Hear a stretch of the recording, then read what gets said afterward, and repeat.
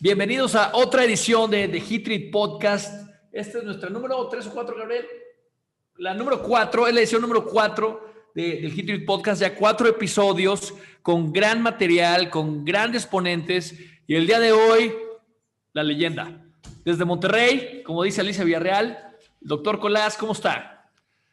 Buenos días, buenas tardes. Aquí estamos. Muchas gracias antes que nada por haberme invitado a este podcast. Me parece que lo que estás haciendo de poquito a poquito puede ser muy significativo para la industria, para el conocimiento, para los interesados en tratamiento térmico, materiales, metales y todo este tipo de cosas que se vayan acumulando según se junten todas las cosas. Queremos hacer una gran comunidad de tratadores térmicos y traerle realmente a los power players, a la gente que realmente tiene experiencia. Y cuando estábamos haciendo la lista de invitados, pues claro que usted estaba en el top 5, ¿no? O sea, doctor, a ver, tiene doctorado, maestría e ingeniería en metalurgia usted, ¿verdad? Sí, de hecho, yo ingresé a la carrera de Ingeniería Metalúrgica en la Universidad Autónoma Metropolitana de la Ciudad de México. Soy chilango, algún defecto tendría que tener. Ok. Y no me diga que le va a la América. Ahí por no, supuesto que no. Por supuesto que porque no. lo que no les he dicho es que él está en la Universidad Autónoma de Nuevo León. Entonces sí, hubiera le voy a sido. los Tigres. No le va a los Tigres, no puede ser. Le voy ¿Sí? a los Pumas de la Le va a UNAM. los Pumas. Ok. Bueno, Sí. y luego, ¿por qué los metalúrgicos tenemos esa fama de ser tan inestables? Pero Llevar la contraria. llevar la contraria. Lo que pasa claro. es que como tenemos que enfrentar calor y frío y todo eso, pues es una dicotomía y no sabes hacia dónde irte y moverte. Y de hecho, yo arranqué formalmente, entré a la universidad en el 74, a lo que en aquel tiempo iniciaba como tronco común, o sea, tú ya te inscribías a un programa e ibas seleccionando, y ya por fin en el 75, hace ya, van a ser 46 años, que ingresé a la carrera de Ingeniería Metalúrgica. ¿En qué universidad, disculpe? La Universidad Autónoma Metropolitana de la Ciudad de México. En la Ciudad de México. Usted estudió en México, pero actualmente el doctor Colás está dando clases de metalurgia ahí en la Universidad Autónoma de Nuevo León. Y me estaba contando que tienen ya casi 30 años, ¿verdad? Sí, bueno, de hecho, como te digo, estuve 74, 78, terminé la carrera de la primera generación de esa universidad. En el 79 salí a Inglaterra a estudiar a la Universidad de Sheffield. Ahí estuve prácticamente 5 años entre maestría y doctorado. Y posteriormente en el 84 regresé a México y me incorporé a la UNAM, a la Facultad de Ingeniería de la UNAM. Ahí estuve trabajando 3 años en la UNAM hasta que de repente por querer hacer un poco las cosas diferentes, porque tradicionalmente las escuelas en la universidad han sido siempre endogámicas, es decir, tú estás en tu nicho, tienes tu laboratorio, haces tus pruebas y todo esto, pero tienes poco contacto con la industria. Entonces a mí se me ocurrió... Muy teórico el asunto, ¿no? Por eso, o sea, totalmente cerrado y que no te muevan el tapete y todo esto. Y a mí nunca me ha gustado esto. Yo siempre he tratado de estar buscando aplicar el conocimiento. Claro, yo creo que es lo más importante para que no se quede el conocimiento solo en tinta, en artículos o en libros, sí. Para hacer realmente lo que es la experimentación o el método científico. Entonces, yo lo que le quiero decir a la gente que nos está viendo es que si ustedes están en México o en Latinoamérica, realmente el doctor Colás sería como que el profesor que ustedes quieren tener para aprender metalurgia, tratamiento térmico, procesos de manufactura, porque lo que estábamos platicando un poquito antes de entrar al podcast y que nos platique un poquito más, primero lo que vamos a ver en este podcast, vamos a hablar de tratamientos térmicos y termoquímicos en general, ¿sí? Pero lo que me estaba platicando ahorita el doctor Colás es que realmente él ha querido cambiar no ha querido, lo ha hecho. Además de la teoría, porque dicen que la metalurgia por ahí la metalurgia es muy teórica, realmente salir y hacer proyectos en industria, en empresas, y realmente aplicar ese conocimiento, ese método científico, ese conocimiento, pero ya ahora sí en el ramo de la aplicación. O sea, hands on the metal, dicen por ahí. Entonces, platíquenos poquito, cómo, o sea, ¿por qué primero, un apasionado usted de la metalurgia, ingeniería, maestría y doctorado, ¿sí? ¿Por qué decidió usted entregarle ahora sí que su carrera profesional y su vida al fierro, a los fierros, ¿sí? Comprenderlos. Y, o sea, ¿qué es lo que le realmente prendió la llama y dijo, yo quiero ser metalurgista y quiero respirar, dormir, comer y soñar metalurgia? Bueno, básicamente desde chico, desde la licenciatura, bueno, desde antes, desde la escuela y todo esto, siempre sueñas con hacer algo, ¿no? Impactar en algo, tener conocimiento y todo, y sobre todo aplicar conocimiento. Vengo de una familia donde prácticamente todos habían estudiado ingeniería, pero nada más hasta la licenciatura y se habían quedado con la ingeniería y habían sido muy aplicados y habían desarrollado mucho. Y yo lo que quise es trabajar un poquito más. En la universidad me encontré con un muy buen grupo de profesores, profesores que de hecho, la universidad se funda en el 74, yo fui la primera generación, entonces me tocaron profesores excelentes que los habían buscado de todas partes de América. De hecho, teníamos profesores chilenos, argentinos, cubanos, peruanos y mexicanos de muy buena calidad, con muy buenos estudios, que de alguna forma nos pudieron despertar el interés por entender las cosas, digerirlas y aplicarlas. Yo no me defino a mí como un científico, sino como un ingeniero, en el sentido que el ingeniero tiene que desarrollar ingenios, tiene que desarrollar instrumentos, desarrollar cosas para que funcionen. Y siempre me ha interesado trabajar en contacto con las empresas y todo eso para de alguna forma no quedarme con el conocimiento. Y como dicen en la gente en la industria, si uno hace algo y lo publica en un artículo, en una revista científica, seguro no sirve para nada. Porque si sirve para algo, lo estaría aplicando y no lo estaría publicando. Claro. Entonces, Y es parte de la misión aquí, porque en México hay mucho talento. Platicábamos en una sesión pasada con Víctor Calderón. Hay mucho talento, hay ingenieros metalúrgicos muy buenos, pero requieren aplicar ese conocimiento, pero no solo para maquilar, sino para diseñar procesos, mejoras al mismo. yo creo que eso se está logrando poco a poco. Yo creo que Sí, ha habido empresas que han ido cambiando.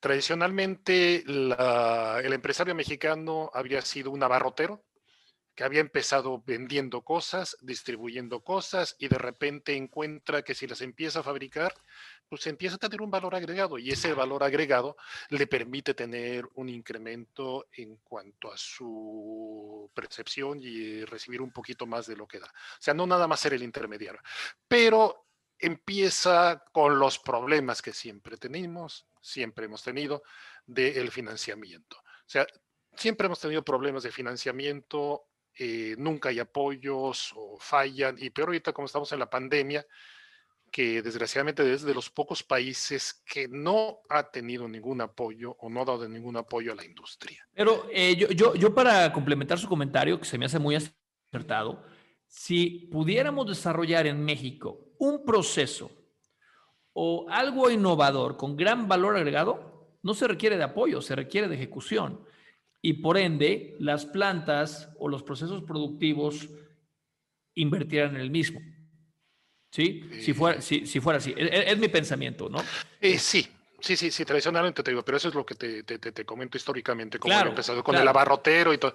Y poco a poco ha ido surgiendo gentes más empresarios, más con una del conocimiento y hacer las inversiones. Y se han creado grupos mexicanos, uno de ellos es el Grupo Alfa con el que yo trabajé. Claro. De hecho, yo llegué a Monterrey en el año 87 porque me invitaron a trabajar en la empresa ILSA, lo que en algún momento era hojalata y lámina, que yo...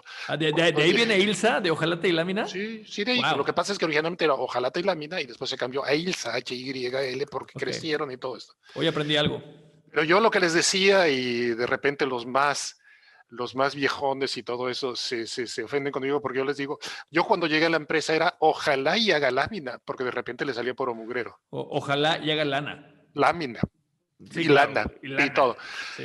Y de hecho, por ejemplo, hubo un impulso muy fuerte durante los 80 con López Portillo, que de repente íbamos a crecer, íbamos a tener dinero y todo eso. Y se invirtió mucho, pero desgraciadamente se invirtió de una forma muy desordenada. O sea, no hubo un conjunto para tratar de desarrollar conocimiento. Creo que todo eso fue cuando hicieron Ciudad Sagún y los camiones Sí, Dina, ¿no? O sea que ahorita, sí, y si uno va, no sé si sepan de Ciudad Sagún, pero yo he ido 2 veces y se supone que iba a ser como una ciudad industrial y está abandonada. Creo que ahí hay 2, 3 fábricas sí, que a duras penas llegan por ahí. Y hablando de los camiones Dina, también fue un fracaso enorme para la industria de México. y bueno, no solo eso, también está todo lo que fue Lázaro Cárdenas, las truchas y todo eso. O sea, se quisieron crear centros o ciudades industriales, pero el problema era otra vez lo mismo. Eran ciudades industriales, pero estaban fuera de control del gobierno. O sea, el gobierno las financiaba y el gobierno las ponía y daba hasta aquí. Pero resulta que como el gobierno se maneja con otro tipo de intereses y no quiero meterme más porque Claro. no se aseguró el conocimiento. Y desgraciadamente, en los últimos años, eh, con el neoliberalismo que tanto se ha atacado, empezaron a llevarse proyectos que como se generan en otros países. Sí, y aquí lo interrumpo porque creo que lo que se refiere es que cuando usted ve de secretario de Energía a un licenciado en Administración de Empresas en México y secretarios de Energía, por ejemplo, en Israel o ni siquiera los Estados Unidos, o sea, Canadá, que tienen doctorado en energías nucleares o energías solares, dices, o sea, como que de esa manera yo creo que se estaban manejando las industrias, ¿no? Con gente que era cercana al gobierno, más no empresaria o innovadora. Simplemente veamos, en el año 1970, 3 países, Taiwán, Corea del Sur y México, que tenían el mismo nivel económico. Bien fregados estábamos los tres en los años 70. Y sin embargo, Taiwán y Corea crecieron a tal ritmo que Corea del Sur, Corea del hoy Sur tiene en su día, carro, Kia, que ahí está en Pescorea, como dicen ahí en ¿sí? Monterrey, está cerca de Y, usted. y no solo eso, sino también la empresa Hyundai ya está Hyundai. poniendo su siderúrgica, POSCO, Pohana Steel Corporation, ya está poniendo plantas en Altamira y todo eso. Y eso ha sido a partir de la inversión, pero inversión pensando en proyectos grandes, pensando en el conocimiento, generando conocimiento. Por ejemplo, tratamiento térmico. ¿Sí? Desde el punto de vista de taller, cualquier persona puede hacer un tratamiento medianamente exitoso.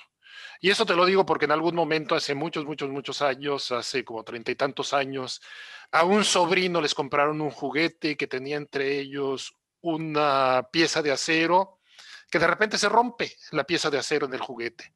Y el pobre muchacho queda sin poder hacer nada, sin jugar y todo eso, desesperado. Y me dice el papá del muchacho, oye, tú que eres ingeniero, ¿por qué no le arreglas esto? Y lo empiezo a ver, le digo, sí, ¿sabes qué? Déjame ir al jardín, voy en el jardín agarro unas pinzas, un trozo de acero, de un alambre, el alambre, le digo, me voy a la estufa, caliento el alambre y lo enfrío en agua, lo templo. Y con eso fabrico la pieza que arregló el juguete. Y resultado, el niño fascinado y todo esto. Y me dice, oye, ¿cómo lo hiciste? Con conocimiento. ¿Sí? También hace algunos años fui a visitar a mi hermano, que él es empresario, él tiene su propia empresa y todo, y tenía un problema para acondicionar unos tubos, porque tenía unos tubos de acero que los tenía que doblar y todo eso. y de repente le digo, es que los tengo que tratar térmicamente para que me den las condiciones, ¿cómo le hago? Le digo, préstame tu soldadura. Entonces agarro su soldadura, conozco los dos polos y le digo, Paz, a ver, pruébala. No, pues se me dobló de más. Ok, se me pandeó porque la ablandamos de más. Ok, le damos menos tiempo. Entonces nada más era cuestiones. O sea, tratamiento térmico, teniendo conocimiento suficiente, puedes hacer cosas interesantes. Ahora, ¿cómo desarrollar lo que sigue? Eso necesitamos inversión, necesitamos equipamiento y todo esto. Y necesitamos mucha creatividad, ¿no? Sí, También, porque el conocimiento por conocimiento no es mucho, el conocimiento aplicado se da porque alguien tuvo una idea y quiere solucionar un problema, ¿no? sí, y desgraciadamente nos falta la parte de innovación. Nos Claro, falta la creo que innovación. ese es el talón de Aquiles de México, Sí. porque somos bien chambeadores, somos muy creativos, tenemos el conocimiento, tenía un colega metalúrgico que decía, know-how is good, know why is better.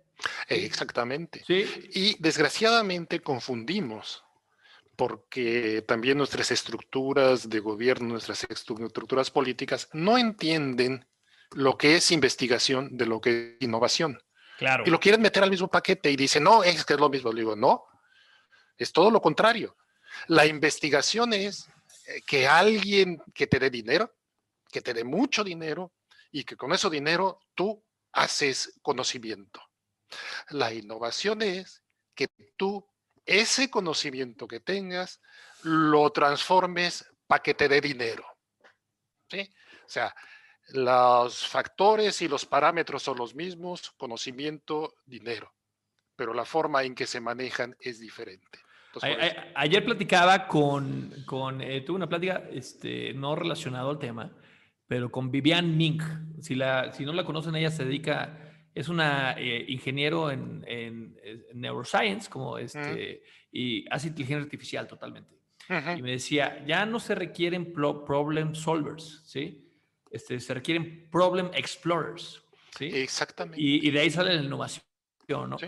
Pero para empezar a entrar en tema y agregar un poquito aquí de valor, venimos a hablar de tratamientos térmicos, doctor Colás. Sí. Entonces, realmente el tema de hoy es tratamientos térmicos y termoquímicos 101, ¿sí? Imaginemos que estamos hace 30 años y está el joven Rafa Colás viendo qué estudia y realmente si le pudiéramos decir, oye, a esta carrera que se llama metalurgia, te vamos a dar un resumen de lo que es un tratamiento térmico, un tratamiento termoquímico y dónde se explica. ¿Qué le diría usted a ese joven Rafa que estaba pensando si estudia ingeniería civil o ingeniería mecánica o ingeniería metalúrgica? ¿Qué es un tratamiento térmico? ¿Cómo se dividen? ¿Para qué sirven? ¿Sí? ¿Cómo nos explica, Sí. doctor Colás? Le Ok. hago la pregunta abierta. ¿Qué es un Ok. tratamiento térmico? Ok. Para mí, un tratamiento térmico es tomar un material. Normalmente son metales, aunque también se hace con cerámicos y de repente hasta los polimeristas dicen que también se pueden hacer tratamientos térmicos con polímeros, pero en fin. Pero en la forma tradicional son metales, son aceros, son aleaciones de aluminio, aleaciones de cobre, bronces, hierros y todo esto. Y lo que haces es imponer un cierto ciclo térmico, una cierta rampa de calentamiento, un cierto tiempo de permanencia y un enfriamiento. Y tú lo que haces es que la estructura interna, o sea, todas las cosas entre átomos, moléculas y demás cosas que llegan a conformar una cosa que le llamamos estructura cristalina, que está conformada por granos, con diferentes fases y diferentes componentes, se modifique para mejorar sus características y sus propiedades. O sea, agarramos una pieza, les digo, el caso típico del temple, que el temple de acero, que es el tratamiento térmico por excelencia, que nos va a tener un acero que es suave, es maleable, pero que no lo podemos utilizar para herramientas, porque si lo tratamos de golpear y todo, se va a deformar. Claro. Lo que tenemos que hacer es calentarlo, transformar la estructura que es estable a temperatura ambiente, que es una mezcla de, si es un acero va a tener el componente básico del hierro que se llama ferrita, que tiene su acomodo estructural atómico por un cierto orden y está alrededor de carburos y diferentes otras estructuras dependiendo del aliante. Lo calentamos, lo llevamos a una alta temperatura, se disuelven esos componentes para enriquecerlo y tener lo que se llamaría una austenita que permanece en condiciones y posteriormente lo que hacemos es enfriarla rápidamente. Entonces, ese enfriamiento nos lleva a cabo a una transformación que no es estable, es una transformación que es metaestable. Y entonces tenemos como producto una estructura que la vamos a llamar martensita, que si somos lo suficientemente hábiles como para conjuntar los componentes químicos, que es carbono, que puede ser cromo, puede ser molibdeno, el acero al estar templado y después de llevar un cierto tratamiento de revenido para reducir los esfuerzos residuales que se presentan, que pueden provocar o su distorsión o su fractura, el acero nos dé una dureza tal que sea capaz de rayar el vidrio. Entonces, nada más para resumir, o sea, yo soy ingeniero industrial, yo soy metalúrgico, pero la vida me trajo a este giro y me encanta, ¿eh? Entonces, o sea, como yo lo entendí y para explicarlo un poquito más a los que por primera vez escuchan el concepto de ferritas y austenitas, entonces tenemos un tipo de acero, ¿sí? Puede ser un acero de alto carbono o de bajo carbón, ¿sí? Y luego lo calentamos. Yo sé que hay un punto que ya lo llamas temperatura donde ya la microestructura cambia a austenita, ¿sí? Sí, es una transformación. Es una transformación. Entonces, estamos cambiando la fase. Entonces, llegas tú a una cierta temperatura, creo que son 800 grados por ahí, ¿no? Más o menos, depende del tipo de acero, ¿no? Hay gráficas, luego lo vamos a ver. Pero sí, llegas a una cierta temperatura dependiendo de tu tipo de acero y cambia la microestructura a austenita, ¿sí? Sí. Entonces, tienes que dejarlo ahí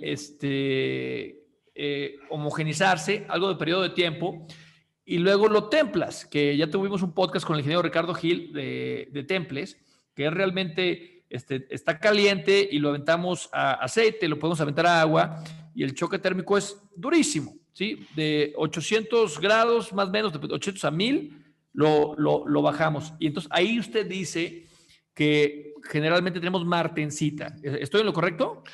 Sí, es una estructura distorsionada. Ajá. Es una estructura que tiene... Pero es dura, ¿no? O sea, porque después, por eso. Después del temple, el temple hace que la pieza se endurezca. Sí, pero lo que vamos a tener es, dependiendo del tratamiento térmico, podemos tener lo que te comentaba, un acero que sea capaz de rayar al vidrio. Porque lo hay. ¿Sí? Sí, claro. Capaz de rayar el vidrio. Pero ¿qué es lo que pasa?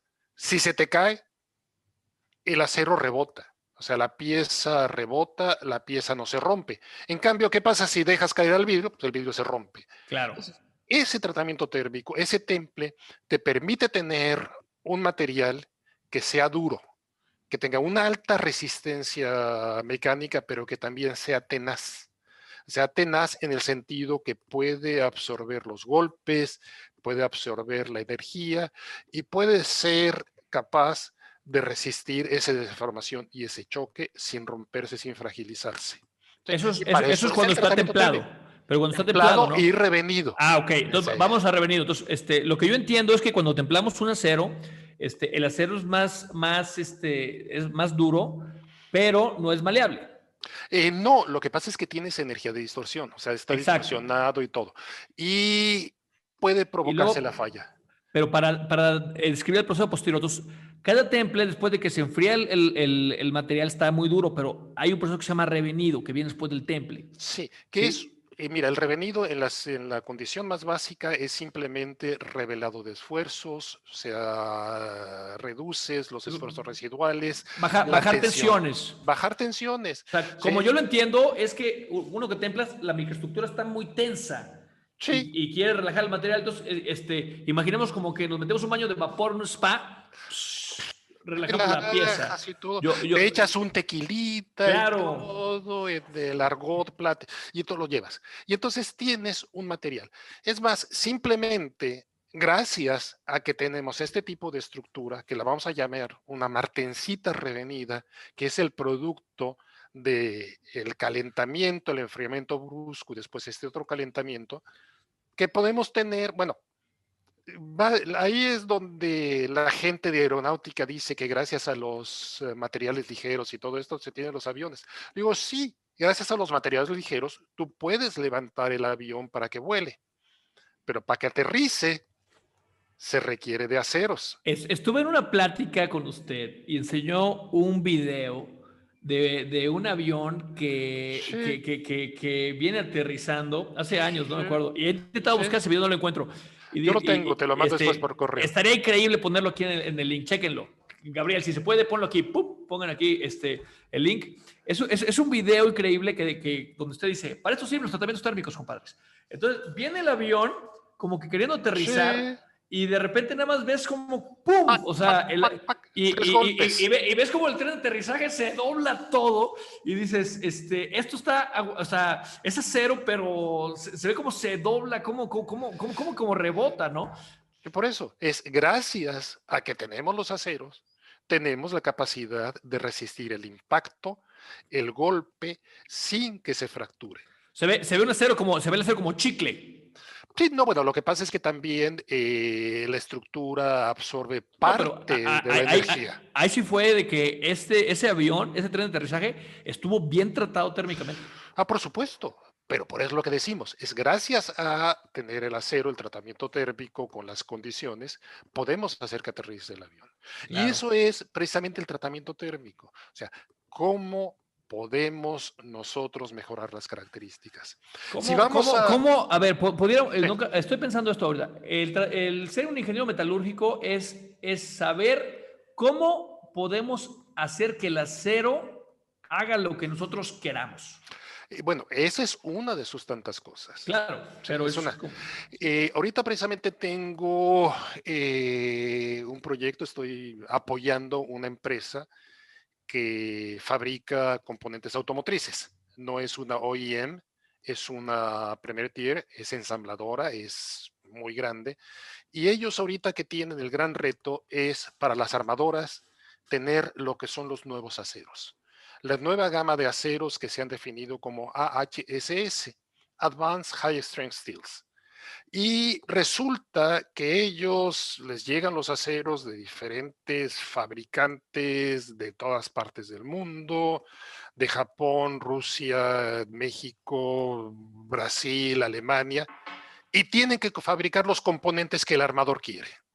Pero resulta que el armador no quiere al mejor fabricante de acero, sino quiere al fabricante que le ofrezca el acero más barato que cumpla con las características. ¿Sí? Y de hecho, esa es una de las cuestiones que comento cuando doy clases. Digo, ¿cuál es cuál es la propiedad más importante de los materiales? Y el costo. O sea, lo más importante es que te salga a un precio económico. Entonces, lo que estamos haciendo con esta empresa es buscando cuáles son las condiciones del acero, primero en precio y después en características, que se amolda y se acopla al proceso productivo de la empresa para que pueda entregarle la pieza manufacturada. Porque también tiene su chiste, no es agarrar cualquier material, porque tú puedes tomar el mejor acero que hay en el mercado, lo compras si tienes suficiente dinero y lo fabricas, pero muy posiblemente ese acero no se amolde a las condiciones de fabricación que tú tienes. ¿Por qué? Porque lo tienes que cortar, lo tienes que puncionar, lo tienes que doblar, lo tienes que soldar. ¿Sí? Entonces, ese es parte de las labores que hacemos cuando estamos en un proyecto con una empresa. ¿Sí? Hace varios años me tocó colaborar también muy buenos años con un otro excelente amigo. Me invitó a apoyarlo y a colaborar en su empresa, que yo decía que la empresa era un tripleonasmo, porque resulta que era una empresa de judíos que hacían codos en Monterrey. Sí. Entonces, los codos, bueno, los tubos sin costura, los tenían que cortar en forma y después los hacían pasar codos, calentándola y todo eso. Entonces, a partir de estudios y mediciones que hicimos en planta, encontramos y se optimizó el proceso. Tanto así que cuando hubo la crisis del precio del gas que tuvimos hace 17, 18 años, la empresa no quebró porque había reducido su consumo de gas a partir de los estudios, análisis, mediciones que habíamos hecho. O sea, cómo reducir el consumo de gas sin afectar el comportamiento del acero, un proceso deformado que después tenía su transformación y todo. Y después este amigo, excelente amigo, después pues, salió de la empresa y puso un negocio que yo digo que es un negocio de gallego, porque puso una tintorería. Y yo le digo, oye, tú estás como el gallego que oyó que el lavado era buen negocio, pero de dinero, no de ropa. Y este amigo, como digo ahorita, pasó a mejor vida, porque resulta que ¿Ok? ahora vive en Cancún y no en Monterrey. ¿Y sigue con Entonces, su, sigue con su lavandería? sí, sigue con ella, pero pues ya pasó a mejor vida, ahora está en Cancún, no está en Monterrey. Y cada vez que lo visito me trata cuerpo de rey porque es un excelente amigo. Y hablando de Cancún, se escucha que por Mérida está creciendo mucho la industria. Bueno, de hecho, sí, por la cercanía que tiene con Miami.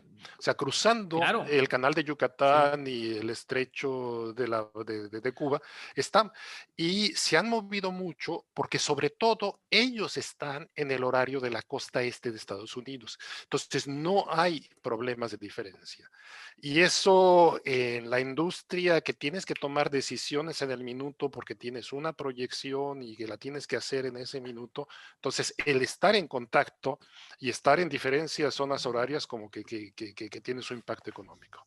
Yo creo que no Prefiero, tardamos en ver colegas nuestros trabajando en Mérida, porque pues, generalmente donde se mueven son las ciudades industriales y tenemos como que el tabú, el estigma, que, bueno, el área de Monterrey, todo lo que es Monclova, allá está Matamoros, Reynosa, pues sumamente industrial, ¿sí? Luego está el Bajío y luego un poquito más para Estado de México y Sur, ¿no? Pero se empiezan a escuchar, bueno, Guadalajara es un poquito más electrónico, ¿no? Pero se está bueno, empezando a escuchar electrónica mucho es el centro. Mérida, Sí. mucho el Mérida, mucho el Mérida.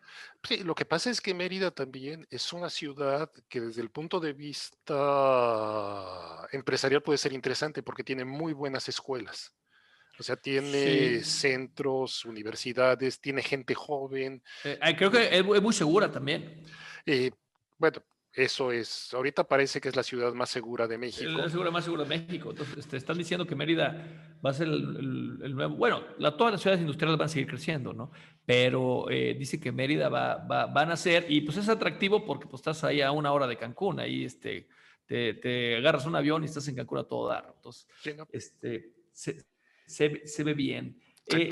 Regresando al tema, doctor Colás, para no irnos de allá. Entonces, lo que hablamos de tratamientos térmicos, pero hay otro concepto que se llama tratamientos termoquímicos. Sí, ahí es cuando quieres hacerle trampa a la naturaleza, cuando le quieres hacer trampa al Venga, temple, entonces cuando le quieres hacer trampa. usted lo llama así. Cuando Sí, térmicos, nada más calentamos y enfriamos. sí, por eso, pero ¿qué es lo que pasa? Como estábamos otra vez con el temple te da unos esfuerzos residuales, te da una distorsión. ¿Por qué? Por la forma en la cual se lleva a cabo la transformación. Y entonces resulta que si tú tienes una pieza que se va a templar y esa pieza se templa toda desde la superficie hacia el centro, entonces te van a quedar con unos esfuerzos residuales que son del tipo de tensión en la superficie. Y eso es muy peligroso. Eh, un investigador, Wolfgang Pauling, premio Nobel, una de las frases que en algún lugar acuñó, dijo, los cuerpos, el bulk de los materiales, fueron creados por Dios. El diablo hizo las superficies. Ok. Entonces, las superficies es donde se inician las fallas, problemas, fracturas, corrosión, desgaste y todo. ¿sí? Entonces, si tenemos una pieza que en la superficie tiene esfuerzos de tensión, entonces vamos a tener problemas de corrosión, vamos a tener problemas de fatiga, vamos a tener problemas de todo tipo. Entonces, ¿qué es lo que hacemos? Pues le hacemos trampa a la naturaleza. Entonces, lo que hacemos es, le damos un tratamiento termoquímico, enriquecemos la superficie, lo que hacemos es a la pieza lo llevamos bajo unas condiciones especiales para enriquecer su superficie con carbono, con nitrógeno, en algunos casos con boro y todos diferentes elementos que puedan difundir a una cierta velocidad, que puedan penetrar a una cierta velocidad, de tal forma que podemos decir que tenemos un nuevo material que en el centro es relativamente pobre en elementos como carbono o nitrógeno, en la superficie es más rico y consecuentemente cuando lo llevamos a templar, el centro no se llega a templar. Entonces tenemos un material que tiene dos composiciones o dos diferentes, que tiene un gradiente de propiedades, que es muy duro en la superficie, muy tenaz en la superficie, resistente, pero al mismo tiempo es dúctil y tenaz y resiste vibraciones y todo en el centro. Y eso, tener ese tipo de combinaciones, te permite que al momento de templar la superficie queda con condiciones de esfuerzos compresivos. Y entonces ahí va a tener menos problemas de fatiga, menos problemas de corrosión. ¿Sí? Pero lo que tienes que hacer es hacerle trampa al material, engañándolo, porque vas a tomar un acero que no tiene alto nivel de, de carbono, pero tiene ciertos elementos que te van a permitir tener una estructura que se transforme, que te dé resistencia al choque, resistencia a la fricción, resistencia a la flexión y a la fatiga y en la superficie que te dé. Entonces, Claro, generalmente cuando hablamos de termoquímico, pues es térmica y química. sí, Entonces, tratamientos térmicos, pues nada más jugamos con la temperatura térmica y cuando hacemos termoquímico tenemos que meterle elementos. sí, En el caso, generalmente se le mete gas de enriquecimiento, que tiene carbón, CH4, puede ser nitrógeno, amoníaco, amoníaco, NH3. En procesos de carbonizado alto vacío se le mete acetileno. sí, No recuerdo la fórmula de acetileno, era CH3, CH2, CH3. algo así. Bueno, tenía carbón, Sí, ¿sí? por eso, Entonces, CH3, CH2, sí, CH3. sí, o sea, entonces estamos haciendo estos, estamos agregándole elementos químicos a las piezas. Y ya que estamos hablando de química, creo que cuando mucho de hacer esto, dicen, yo no quiero que la pieza se me oxide. ¿Sí? Entramos en un tema un poquito nuevo. Hay empresas que dicen, ¿sabes qué? A mí no me importa que se oxide porque lleva un postmaquinado, pero hay empresas que dicen, sí, a mí no se me puede oxidar. ¿Por qué la oxidación es un... O sea, hay oxidación es que tenga oxígeno, ¿sí? Sí, ¿Por qué la oxidación es tanto dilema, en tanto detalle? ¿Nos puede explicar sí. Bueno, qué hace la oxidación en el material? bueno, el problema de la oxidación es una reacción de la superficie que te puede llevar a condiciones de fatiga. O sea, el problema de la oxidación es que penetra, te puede llevar atacando selectivamente y eso te ablanda o te reduce las posibilidades de detener grietas y todo esto. O sea, y no solo es oxidación, se le llama oxidación, pero al final es un problema de corrosión localizada. O sea, tú cuando ves un trozo de fierro que está abandonado por El la interperie. intemperie, todo lo demás, dice, tiene un óxido. No, es una herrumbre. La herrumbre es un hidróxido y ese hidróxido ataca de forma diferente. ¿Sí? Eh, yo cuando doy clases también de fabricación de aceros y fabricación de materiales, hay un cuento que me platicaron hace muchos años, que cuando Dios está creando al mundo, está creando los materiales, y resulta que encuentra el acero, encuentra el hierro, y al hierro, porque cambia sus propiedades, se endurece, no solo eso, tiene propiedades magnéticas y demás. Pero entonces le llega a Gabriel, el arcángel, y le dice, oye, Dios, pues, no le puedes dar tanto a un material. Le dice, mira, no te preocupes, ahorita creo la corrosión. Entonces, el acero no resiste la corrosión.